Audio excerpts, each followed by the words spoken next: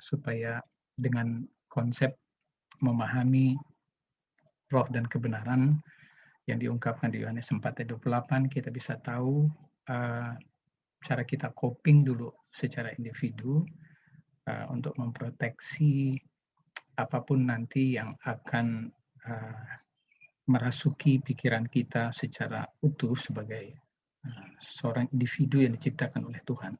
Saya ada 4 key questions yang Anda boleh lihat.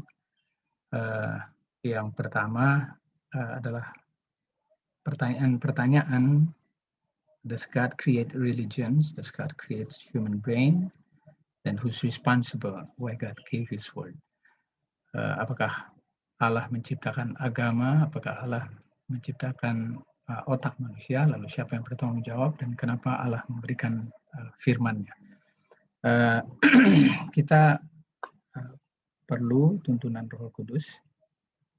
Tidak ada salahnya kita berdoa lagi untuk memohon hikmat-Nya mengintervensi cara kita berpikir. Mari kita berdoa. Bapa di surga, terima kasih untuk kesempatan pagi ini kami boleh berdiskusi, mendengarkan pelajaran untuk menolong kami lebih memahami bagaimana Tuhan bekerja dalam otak dan pikiran kami agar kami boleh menjadi umat-Mu dalam tugas dan misi yang Tuhan percayakan selama kami masih di dunia ini sambil menunggu kedatangan Tuhan yang kedua kali. Inilah doa dan penyerahan kami. Dalam nama Yesus kami sudah berdoa dan mengucap syukur. Amin. Oke.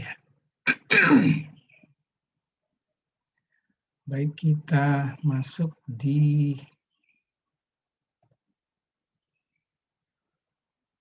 ayat Yohanes 4 ayat 24. Anda melihat bahwa kalimat ini memberikan sebuah acuan, prinsip dan pedoman untuk sebuah perilaku peribadatan. Karena Allah itu roh, mereka yang menyembah Allah harus dituntun dan dipimpin oleh roh untuk menyembahnya sesuai dengan kebenaran.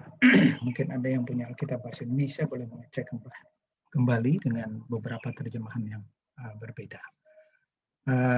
Saya ada berikan judul Religion and Human Brain, how you understand moral perspective.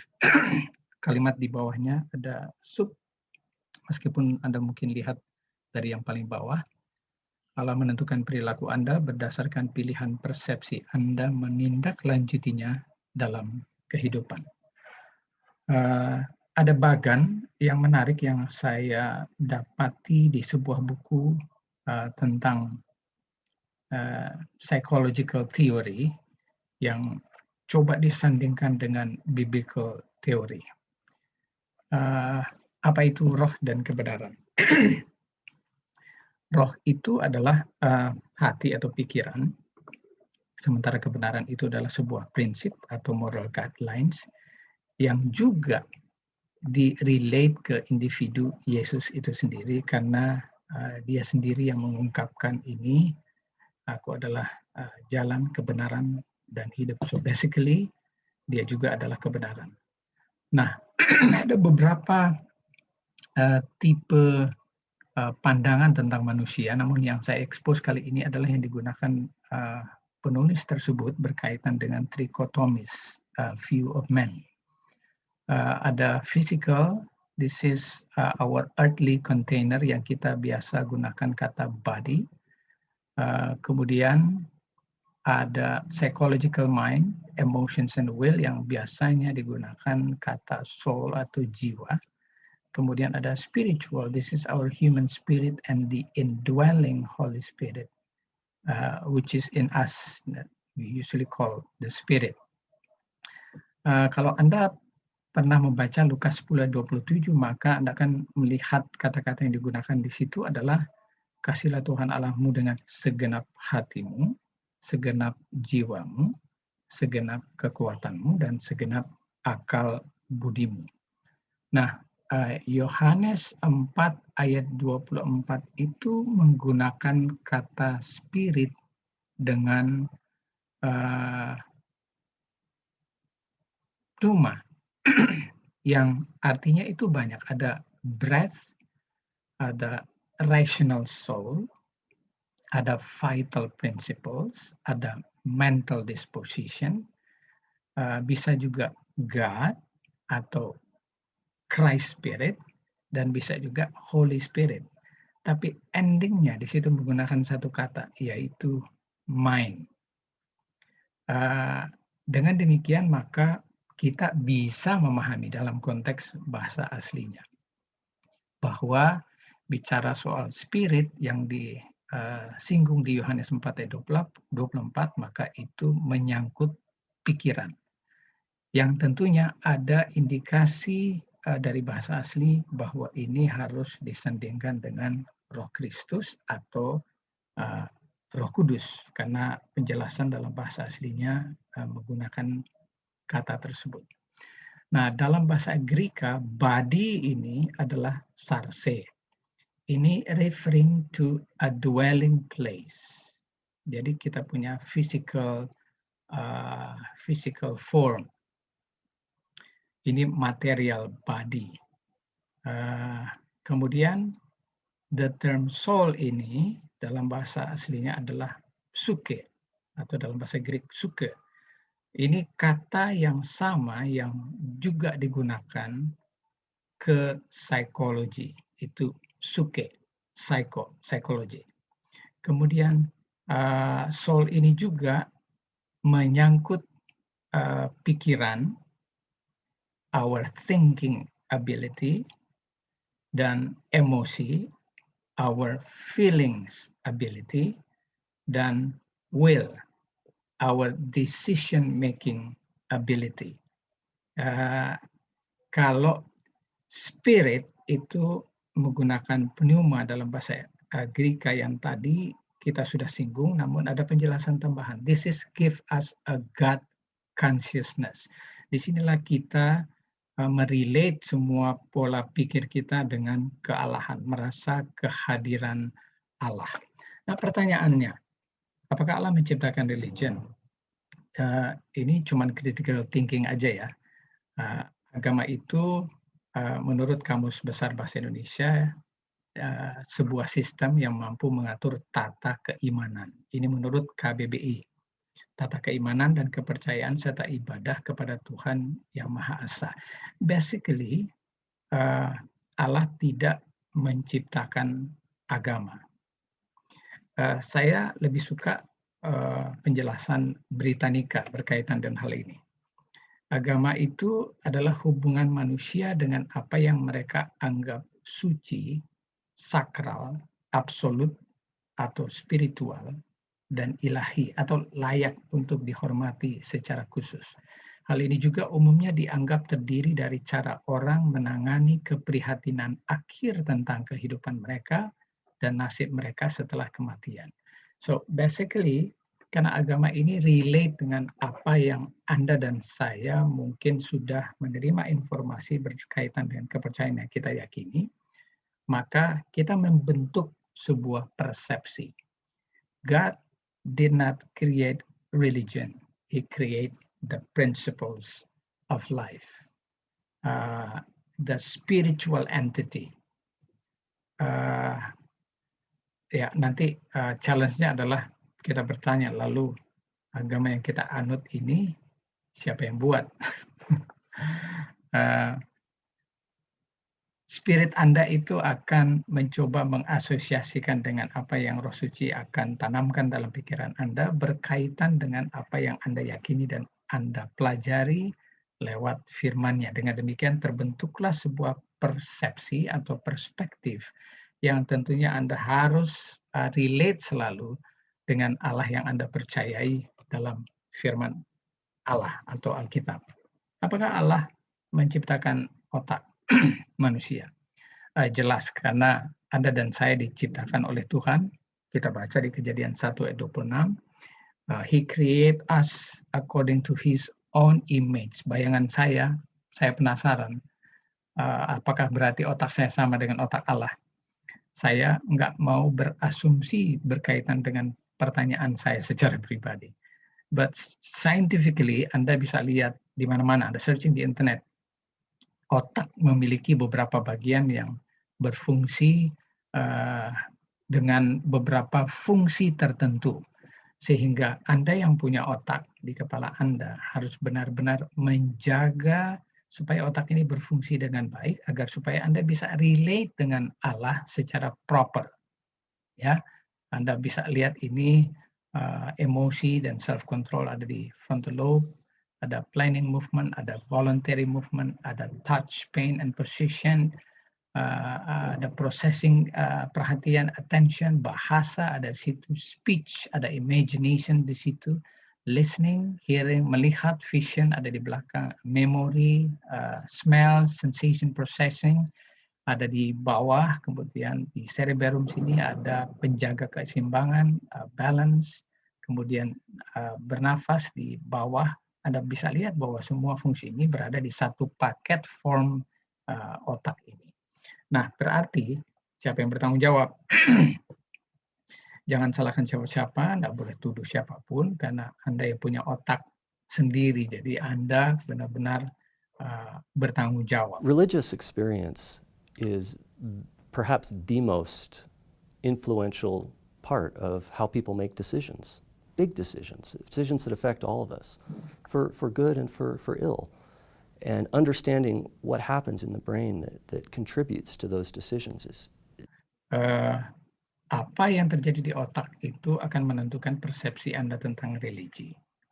Jadi tidak heran kenapa kita sering konflik dengan perbedaan persepsi. Anda tentunya akan beranggapan bahwa agama Anda adalah yang paling benar. Agama yang lain juga akan punya persepsi yang sama. Ini tidak bisa dipungkiri kenyataan bahwa begitulah cara otak bekerja saat informasi diterima, kemudian diyakini. Ya.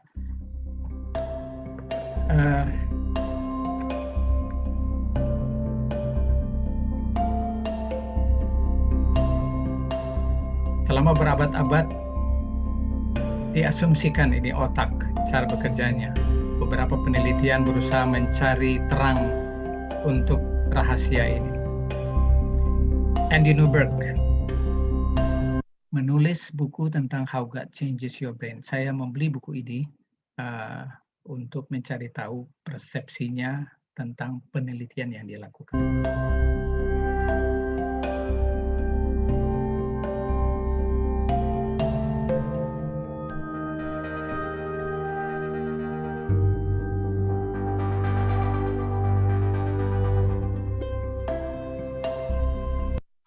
Oke, mereka menganalisis Newberg dan timnya melalui mesin MRI orang-orang Fransiskan yang berdoa dan bermeditasi, plus orang-orang Tibet yang juga punya kebiasaan bermeditasi. Scanning mereka menyatakan kurangnya aktivitas di parietal lobe. Anda bisa lihat di bagian tengah ini sampai ke bawah. Bagian dari otak yang menghandle orientasi in space in time.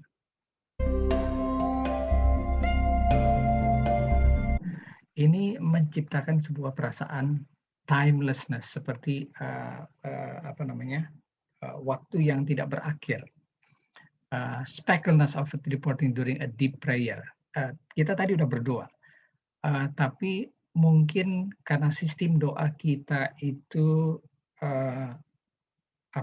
berdasarkan struktural, kita tidak bisa berada pada kondisi deep prayer karena waktu yang terbatas. Itulah sebabnya sangat dianjurkan deep prayer itu adalah personal meditation, karena Anda akan lebih intens memberikan space kepada Allah untuk berkomunikasi secara pribadi tanpa ada batasan dan gangguan dari suara orang lain, atau harus berpikir bahwa nanti akan mengambil waktu orang lain dan lain sebagainya. So united prayer ini mungkin persepsinya agak berbeda.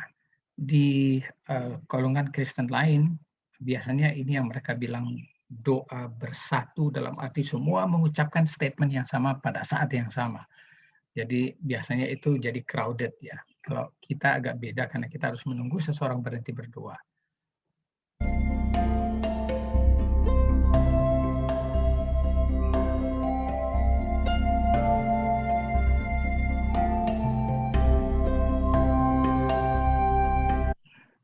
Parietal lobe itu biasanya langsung cooling down, sementara kita merasa sebuah suasana yang luar biasa gitu loh, saat kita berdoa.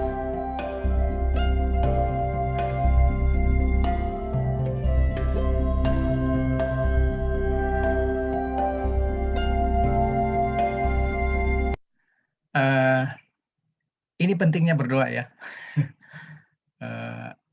Mereka yang recited prayers experience decreased craving, menurunnya kemauan dan kehendak, tetapi meningkatkan aktivitas di area otak yang berhubungan dengan attention dan emotions. Jadi biasanya tuh Anda akan lebih memiliki perasaan yang lebih peka. Lalu fokus Anda jadi bertumbuh.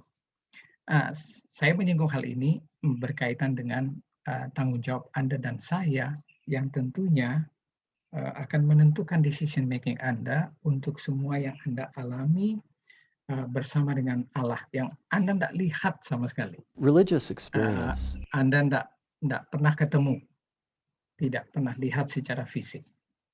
Nah, pertanyaan terakhir, lalu kenapa Allah memberikan kita firman-Nya? Saya berikan slide hanya di bagian portion tertentu berkaitan dengan ini, mohon diperhatikan. It's our brain that sets us apart from other animals, the only object conscious of itself.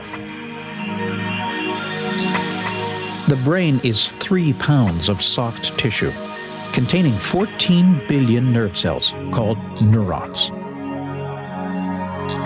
When we think, minute electrical signals flash between these nerves, creating a network of trillions of connections. Oke, saat Anda membaca Alkitab atau buku-buku devotional spiritual, like morning devotional or Sabbath school lessons, yang terjadi di otak Anda adalah koneksi jaringan neuron yang terbentuk. Dan itu bervariasi. Saat Anda membaca kemudian merenungkan sebuah kata grace or love, kemudian hope, ya, atau faith, atau dalam bentuk kalimat janganlah kamu khawatir, hendaklah engkau tetap teguh, sabar, bersukacitalah dalam segala hal, berdoalah tanpa berkeputusan, dan lain sebagainya. Yang terjadi di otak Anda adalah banyak jaringan koneksi bagaikan ranting pohon yang akan terbentuk. Jaringan tentang iman, tentang hope, pengharapan, tentang kesabaran, dan lain sebagainya. Ini sudah built-in karena sudah begini cara otak itu bekerja. Jadi setiap kali Anda berpikir hal apapun, apakah itu dengan melihat orang, kemudian membaca sesuatu, maka neuron di otak Anda sedang terbentuk. Dan kalau ini dilakukan secara repetisi, secara berulang, maka itu akan menajamkan apa yang Anda telah pikirkan. Tidak heran, Amsal 23:7 bilang, what is the man think, so is he. Kalau Anda sering membaca kata-kata tentang iman, pengharapan, kasih, sabar, lalu Anda terapkan itu dalam hidup, maka Anda sedang menguatkan neuron yang membentuk koneksi tersebut di otak Anda.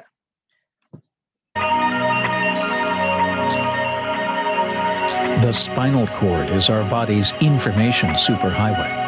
Nerve fibers carry electrical signals to and from the brain as fast as 800 miles an hour. All parts of the brain are connected by bundles of nerve fibers, crisscrossing the interior like telephone lines.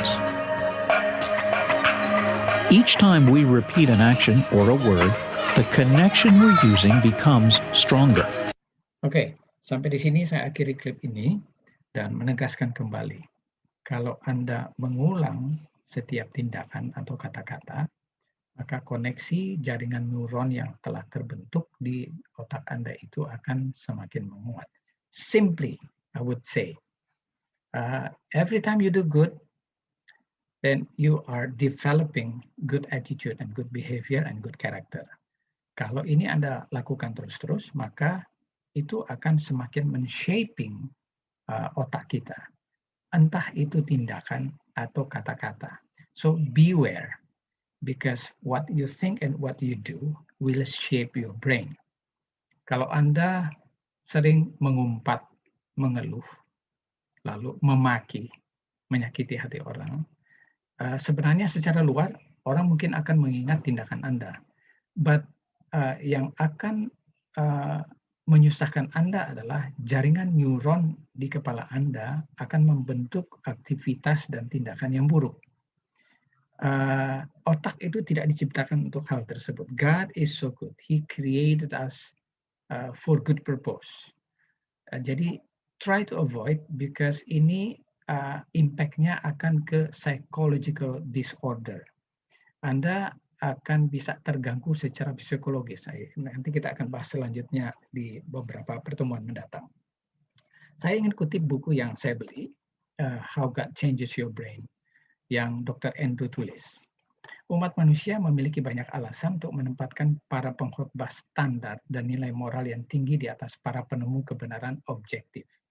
Apa yang menjadi hak umat manusia untuk kepribadian seperti Buddha, Musa, dan Yesus membuat penulis menilai ranking lebih tinggi dari semua pencapaian pikiran mereka yang ingin tahu dan memiliki pikiran konstruktif. Ini berkaitan dengan kenapa banyaknya religion di dunia ini. Lalu kemudian dia menulis kembali, tim penelitinya, saya posting dalam bahasa asli, tapi saya ada terjemahan di notes. Tim peneliti di University of Pennsylvania secara konsisten mendemonstrasikan bahwa Tuhan adalah bagian dari conscious, kesadaran kita. Semakin Anda berpikir tentang Tuhan, semakin Anda akan mengubah sirkuit saraf di bagian tertentu otak Anda. Itulah sebabnya saya katakan dengan sangat yakin bahwa Tuhan dapat mengubah otak Anda. God can change your brain, but you have to let him do it.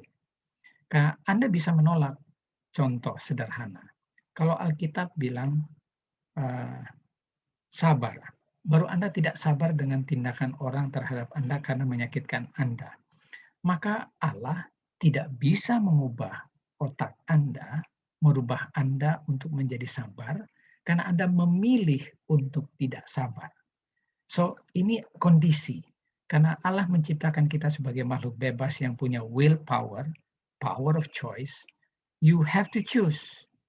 Di negara kita, ya hak asasi manusia itu adalah bagian setiap orang, milik setiap orang. Jadi kalau orang mau menyakiti orang, hak-haknya dia. Tetapi tentu saja tidak akan sesuai dengan etika daripada moral law di negara di mana dia tinggal. Nah, tidak masalah apakah Anda Kristen atau Yahudi, Muslim atau Hindu atau agnostik atau bahkan ateis. Allah akan merubah cara otak Anda bekerja.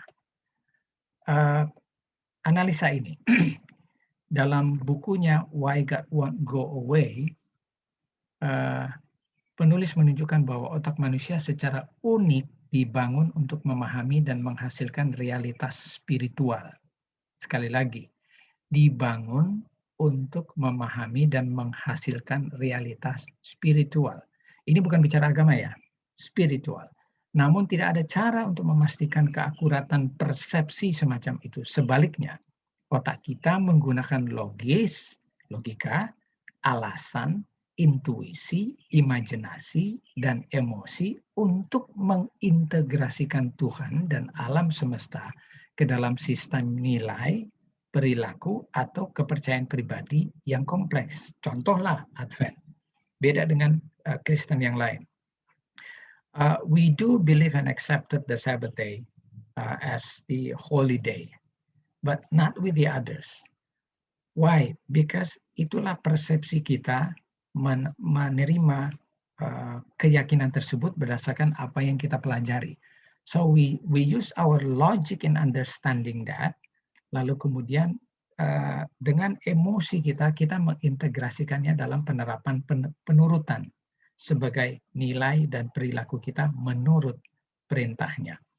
Contoh aja lah, 1 Korintus 14, Galatia 5, dan Filipi 4 ayat 8. This is basically the neurological manual book for our brain. Buku manual untuk saraf otak kita. 1 Korintus 13 bicara tentang kasih. Galatia 5 bicara tentang roh, buah-buah roh. Filipi 4 ayat 8 bicara tentang apa yang harus kita pikirkan. Nah, dengan demikian, kalau kita mau mengerti tentang spirituality, banyak orang mengidentifikasikan diri sebagai spiritual tapi tidak religius. Dengan beberapa pengecualian, presentasi orang dewasa yang mengidentifikasikan diri sebagai religius di banyak negara industri menurun, sementara secara umum tetap tinggi di negara-negara yang kurang berkembang. Meskipun afiliasi keagamaan menurun, rasa identifikasi spiritual tetap stabil atau bahkan meningkat. Anda bisa bayangkan, negara yang banyak ateisnya, moralnya bagus. Negara yang banyak agamanya, justru banyak kriminal.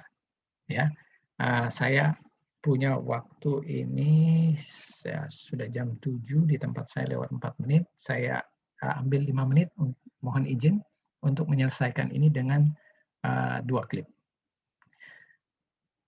Oke, ini adalah ilustrasi tentang bagaimana kebiasaan kita terbentuk. Selama simulasi, mereka dilatih untuk melakukan aktivitas seakan-akan mereka berada di luar angkasa dengan semua temperatur dan kondisi yang memungkinkan mereka untuk beradaptasi lebih mudah setelah mereka ada di luar angkasa. Sama dengan saat kita membaca kita punya Alkitab, yang adalah Neurological Handbook for Human. Ini diberikan kepada kita bukan untuk create sebuah religion. Ini diberikan kepada kita untuk meng-create sebuah perilaku, karakter, agar Anda dan saya benar-benar disiapkan untuk bisa tinggal di surga. Anda harus menjadi individu yang berintegritas dan hanya yang baik saja yang harusnya Anda terapkan dan Anda lakukan. That's how our habit form by reading God's words. Ya. Kemudian saya rasa mungkin ini saya akan putar di sesi berikut, ya, sesi berikut. Saya tutup dulu dengan ini untuk mengakhiri. Ellen G. White menulis di Mind, Character, and Personality Volume 1, paragraf 27, alinea pertama. Personal religion is revealed by the deportment, the words, and the action. The words and the actions. It causes growth. Agama individu terungkap. Ini bukan digembar-gemborkan, ya. Ini terungkap melalui perilaku Anda, perkataan Anda, dan tindakan Anda. Dan ini akan menghasilkan pertumbuhan. Ya. Ini slide terakhir. Berdasarkan pemaparan saya tadi, pertanyaannya, apakah Anda menerima bagaimana cara Allah lewat pikiran Anda, lewat otak Anda, untuk mengingatkan Anda tentang bagaimana pentingnya otak ini dibutuhkan untuk dihubungkan dengan Sang Pencipta. Anda punya pilihan. Anda punya pilihan. Jangan selalu menggunakan nama agama untuk bersaksi, ya, I will go.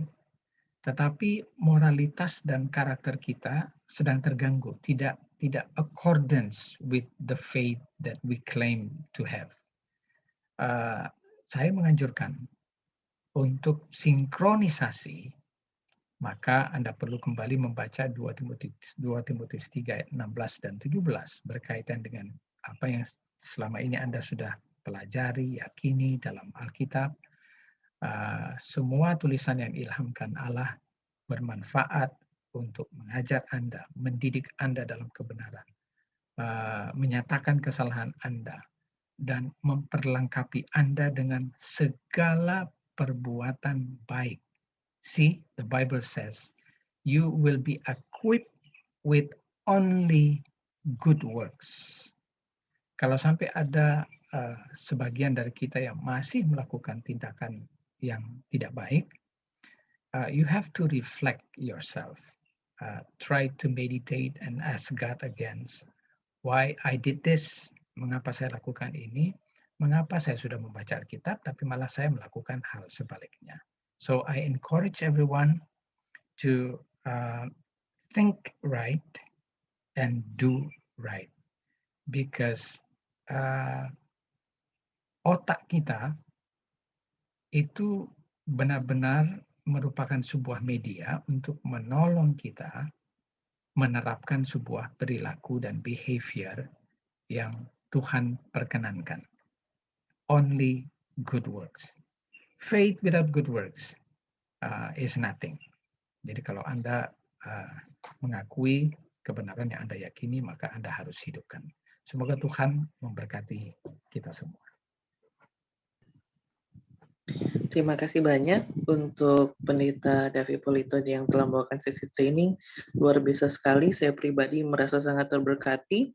Bagi sahabat doa, jangan lupa ini juga bisa dibagikan untuk teman-teman sahabat doa, karena ini sangat luar biasa ya materinya.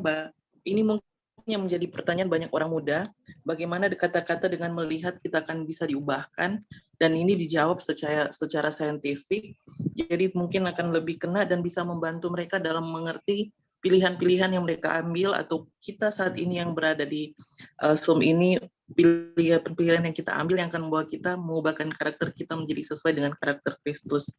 Baiklah, terima kasih sekali lagi untuk Pendeta Davi Politon. Bagi sahabat doa, terima kasih karena sudah bergabung bersama-sama dengan kami.